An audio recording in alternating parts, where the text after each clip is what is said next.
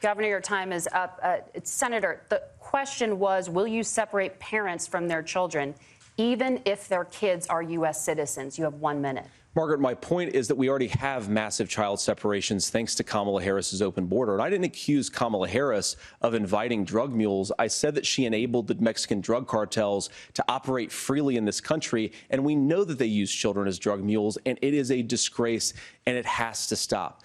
Look, I think what Tim said just doesn't pass the smell test. For 3 years, Kamala Harris went out bragging that she was going to undo Donald Trump's border policy. She did exactly that. We had a record number of illegal crossings. We had a record number of fentanyl coming into our country.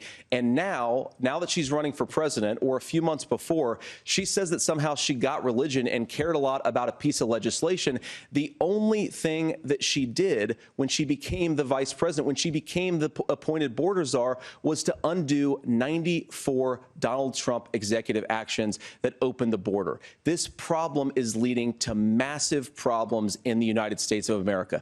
Parents who can't afford health care, schools that are overwhelmed. It's got to stop, and it will when Donald Trump is president again. Senator, your time is up. Governor, what about our CBS News polling, which does show that a majority of Americans, more than 50%, support mass deportations? Look, we fix this issue with a bill that is necessary, but the issue on this is what happens when you don't want to solve it. You demonize it.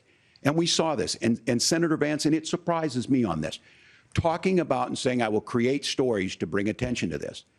That vilified a large number of people who were here legally in the community of Springfield.